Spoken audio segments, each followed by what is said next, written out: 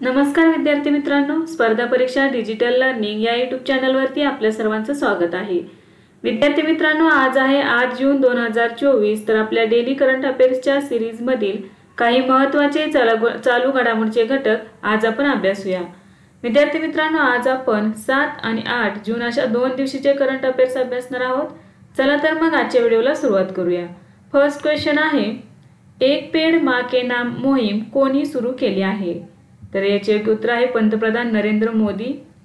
5 जून 2024 रोजी जागतिक पर्यावरण दिनानिमित्त पंतप्रधान नरेंद्र मोदी यांनी एक पेड़ माँ के नाम मोहीम सुरू केली आहे।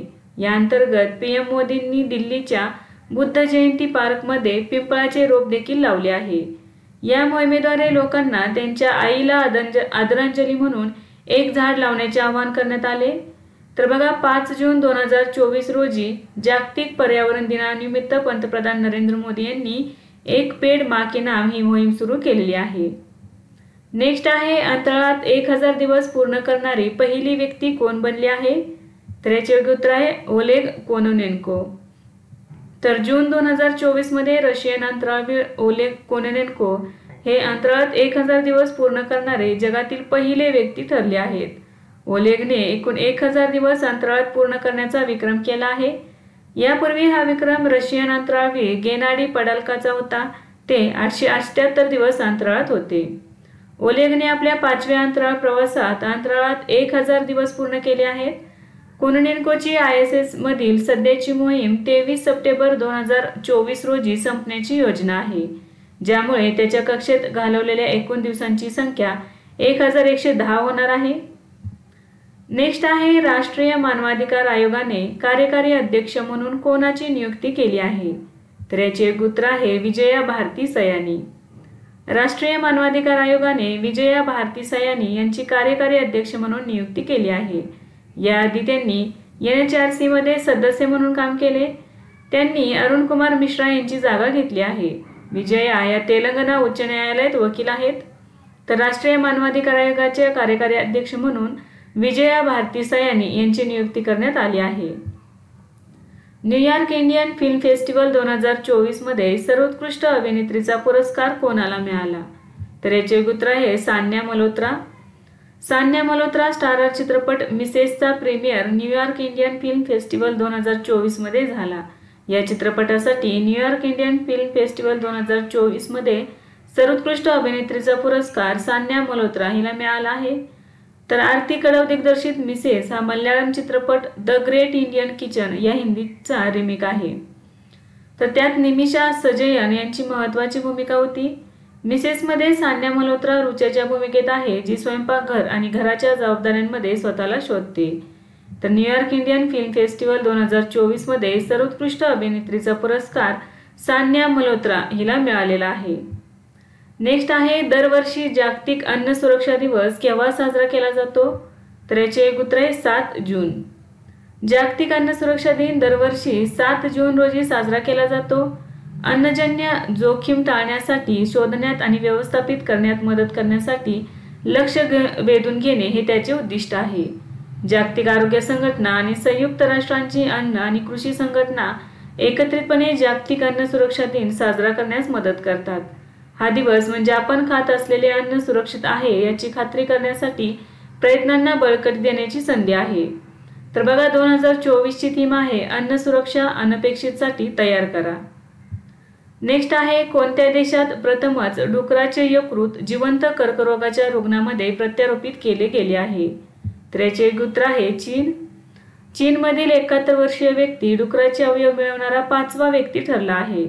जनुकीय सुधारित डुकराचे यकृत प्रत्यारोपण मिळवणारा हा चीनी माणूस पहिला जिवंत व्यक्ती ठरला आहे। यकृत हा मानवी शरीरातील दुसरा सर्वात मोठा अवयव आहे। नेक्स्ट आहे, गुडलेप्पा हलिकेरी पुरस्कार 2024 कोणाला देण्यात येणार आहे? तर याचे उत्तर आहे सिद्धलिंगा पट्टणशेट्टी। कवी आणि नाटककार सिद्धलिंगा पट्टणशेट्टी यांची गुडलेप्पा हलिकेरी मेमोरियल फाउंडेशन होसरिट्टी हवेरी जिल्ह्यातर्फे 2024च्या प्रतिष्ठित गुडलेप्पा हलिकेरी पुरस्कारासाठी निवड करण्यात आली आहे। पट्टणशेट्टी या पुरस्काराचे 19वे मानकरी असतील। 25,000 रुपये आणि स्मृतिचिन्ह असे या पुरस्काराचे स्वरूप आहे। साहित्य, समाज किंवा समाजसेवेत महत्त्वपूर्ण योगदान देणाऱ्या व्यक्तींना गुडलेप्पा हलीकेरी पुरस्काराने गौरवण्यात येते. हे नाव प्रसिद्ध स्वातंत्र्यसैनिक गुडलेप्पा हलीकेरी यांच्या नावावर ठेवण्यात आले आहे. तर 2024चा गुडलेप्पा हलीकेरी पुरस्कार सिद्धलिंगा पट्टणशेट्टी यांना देण्यात येणार आहे. नेक्स्ट आहे, अलीकडेच कोणत्या राज्यात निळ्या मुंगीची नवीन प्रजाती सापडली आहे? तर याचे योग्य उत्तर आहे अरुणाचल प्रदेश. जून 2024 मध्ये भारतीय संशोधकांनी अरुणाचल प्रदेशातील जैवविविधता हॉटस्पॉट असलेल्या सियांग व्हॅलीमध्ये निळ्या मुंगीची एक अनोखी प्रजाती शोधून काढली आहे. Ashoka trust for research in ecology and एन्व्हायरमेंटच्या संशोधकांनी याचा शोध लावला आहे. आट्रे संशोधकांच्या मते सामान्य लाल, काळ्या किंवा तपकिरी मुंग्यांपेक्षा वेगळेपणामुळे या प्रजातीला पॅरा ट्रिचिना नीला असे नाव देण्यात आले आहे. तर अरुणाचल प्रदेश राज्यात निळ्या मुंगीची नवीन प्रजाती सापडलेली आहे. नेक्स्ट आहे, लोकसभा निवडणूक 2024 मध्ये सर्वाधिक मतांनी विजयी झालेला खासदार कोण बनला? तर याचे योग्य उत्तर आहे शंकर लालवानी. 2024च्या लोकसभा निवडणुकीत मध्य प्रदेशातील इंदोर लोकसभा मतदारसंघातून भाजपचे उमेदवार शंकर लालवानी सर्वाधिक मतांनी विजयी झाले आहेत. त्यांनी 11.72 लाख मतांच्या फरकाने निवडणूक जिंकली.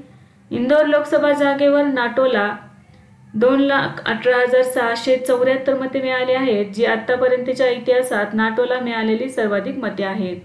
तर लोकसभा निवडणूक 2024 मध्ये सर्वाधिक मतांनी विजयी झालेले खासदार आहेत शंकर लालवानी. नेक्स्ट आहे, वायुगतिकीय रचना आणि विश्लेषणासाठी प्यारावाहा सॉफ्टवेअर कोणी विकसित केले आहे? तर इस्रोने विकसित केलेले आहे.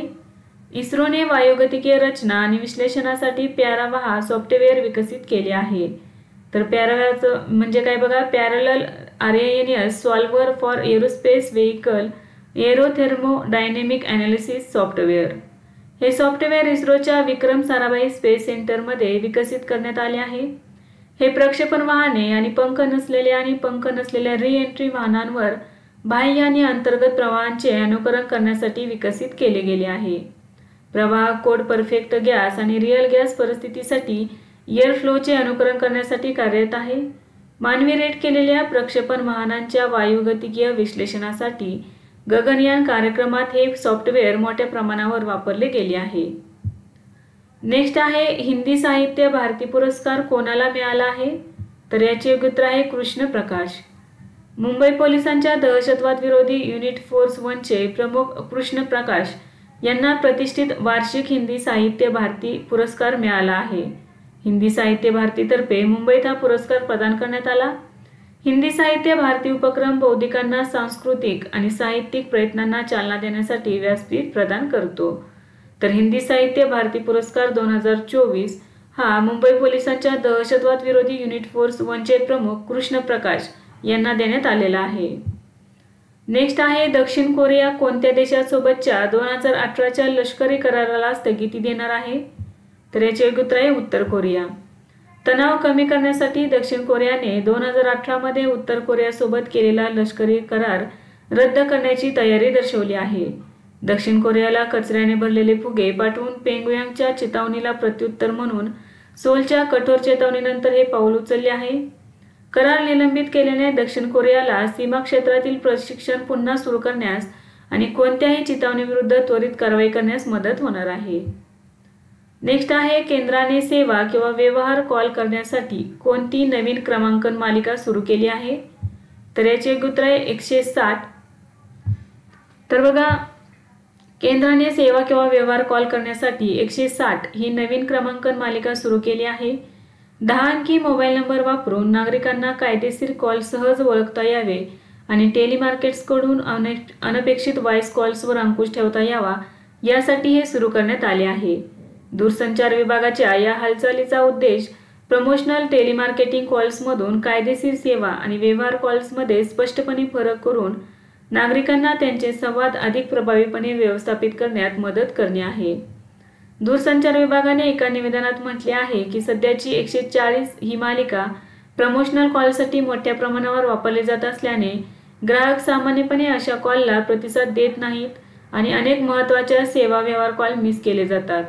तर नवीन 160 ही मालिका केवळ मुख्य संस्थांद्वारे सेवा आणि व्यवहार कॉलसाठी वापरली जाईल त्यांना प्रचारात्मक कॉल्सपेक्षा वेगळे केले जाईल जे सहसा 140 मालिका वापरतात. तर उदाहरणार्थ बघा, RBI, सेबी, पेरेडा, IRDA इत्यादी वित्तीय संस्थांकडून सुरू होणाऱ्या सेवा व्यवहार कॉल 160 या क्रमांकापासून सुरू होणार आहेत. नेक्स्ट आहे सिक्कीम विधानसभा निवडणूक 2024 मध्ये कोणाला बहुमत मिळाले आहे? तर याचे उत्तर आहे सिक्कीम क्रांतिकारी मोर्चा. सिक्कीम विधानसभा निवडणुका 2024 मध्ये सिक्कीम क्रांतिकारी मोर्चाला बहुमत मिळाले आहे. सिक्कीम क्रांतिकारी मोर्चाने 32 पैकी 31 जागा जिंकल्या आहेत. सिक्कीम डेमोक्रॅटिक फ्रंटला 1 जागा मिळाली आहे. सिक्कीममध्ये बहुमताचा आकडा 17 एवढा आहे. नेक्स्ट आहे DRDO industry academia centre of एक्सलन्सची स्थापना कोणी केली आहे? तर याचे उत्तर आहे IIT कानपूर. IIT कानपूरद्वारे DRDO industry academia centre of एक्सलन्सची स्थापना करण्यात आली आहे. DRDO industry academia centre of एक्सलन्सची स्थापना पुढील पिढीच्या संरक्षण तंत्रज्ञानातील आंतरविद्याशाखीय संशोधनासाठी त्याच्या कॅम्पसमध्ये करण्यात आली आहे. हे संरक्षण संशोधन आणि विकास संघटनेच्या सहकार्याने भारतीय तंत्रज्ञान संस्था कानपूरने स्थापित केले आहे. DRDO देशातील प्रमुख शैक्षणिक संस्थांमध्ये याची स्थापना करत आहे जे अनुभवी प्राध्यापक आणि प्रतिभावान विद्वानांच्या माध्यमातून शैक्षणिक वातावरण तंत्रज्ञानाचा विकास सुलभ करण्यासाठी एक इकोसिस्टम तयार करत आहे. नवीन केंद्र सुरुवातीला संशोधन आणि विकास क्षेत्रे ओळखण्यावर लक्ष केंद्रित करेल. नेक्स्ट आहे QS वर्ल्ड युनिव्हर्सिटी रँकिंग 2025 मध्ये IIT बॉम्बेने कोणते स्थान प्राप्त केले आहे? तर याचे उत्तर 118वे. QS वर्ल्ड जगभरातील विद्यापीठांची क्रमवारी लावणाऱ्या संस्थेने QS जागतिक क्रमवारी 2025 जारी केली आहे. यामध्ये देशातील अव्वल अभियांत्रिकी शिक्षण संस्था IIT बॉम्बेने जगातील पहिल्या 150 संस्थांच्या यादीत स्थान मिळवले आहे. IIT बॉम्बेने 118वा क्रमांक पटकावला आहे.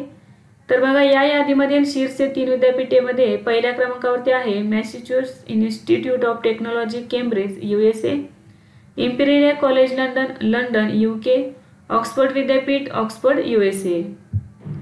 नेक्स्ट आहे लोकसभा निवडणुकीत 2024 मध्ये कोणाला पूर्ण बहुमत मिळाले आहे? तर याचे उत्तर आहे NDA आघाडी. लोकसभा निवडणूक 2024 मध्ये NDA आघाडीला 292 जागांसह पूर्ण बहुमत मिळाले आहे. निवडणूक आयोगाने 543 लोकसभा मतदारसंघांपैकी 542 जागांचे निकाल जाहीर केले आहेत. तर बघा, NDA आघाडीमध्ये भाजपला 240, TDPला 16, JDUला 12. तर इंडिया आघाडीला म्हणजे इंडिया महायुतीला किती मिळालेले आहेत बघा, काँग्रेसला 99, SP ला 37, TMCला 29. सरकार स्थापन करण्यासाठी कोणत्याही पक्षाला बहुमतासाठी 272 जागांची आवश्यकता असते. पंतप्रधान मोदी तिसऱ्यांदा वाराणसीतून विजयी झाले आहेत. नेक्स्ट आहे आइसलँडच्या अध्यक्षपदी कोणाची निवड झाली आहे? तर याचे उत्तर आहे हेला टॅम्सडोटिर. बिझनेस वुमेन आणि बी टीमच्या CEO हेला टॅम्सडोटिर यांची आइसलँडच्या 7व्या अध्यक्षपदी निवड झाली आहे. त्या 1 ऑगस्ट 2024 रोजी गयाना जोहान्सन यांच्याकडून पदभार स्वीकारतील. लोकशाही पद्धतीने राष्ट्राध्यक्ष म्हणून निवड झालेल्या जगातील त्या पहिल्या महिला आहेत. हेला टॉम्सडोटिर यांना 34.3% मते मिळाली. तर आइसलँडच्या माजी पंतप्रधान कॅटरिना जेकोब्सडोटिर यांना 25.2% मते मिळाली. आइसलँड ही संसदीय लोकशाही आहे. नेक्स्ट आहे ओडिशा विधानसभेत भाजपला किती जागा मिळाल्या आहेत? तर याचे उत्तर आहे 78. ओडिशा विधानसभेत भाजपला बहुमत मिळाले आहे. नवीन पटनायक यांचा 24 वर्षानंतर पराभव झाला आहे. ओडिशाच्या 147 सदस्यीय सभागृहात भाजपला 47 जागा मिळाल्या आहेत. ओडिशात 2000 पासून BJDची सत्ता होती. 2024 मध्ये BJDने विधानसभेच्या 51 जागा जिंकल्या आहेत. नेक्स्ट आहे 2023-24 मध्ये भारतातील तिसरे सर्वात मोठे निर्यात गंतव्य म्हणून कोण उदयास आले आहे? तर याचे उत्तर आहे नेदरलँड. 2023-24 या कालावधीत नेदरलँड हे अमेरिका आणि UAE नंतर भारताचे तिसरे सर्वात मोठे निर्यात गंतव्य म्हणून उदयास आले आहे. भारताने प्रामुख्याने पेट्रोलियम उत्पादने, इलेक्ट्रिकल वस्तू, रसायने आणि फार्मास्युटिकल्स नेदरलँड्सला निर्यात केली आहे.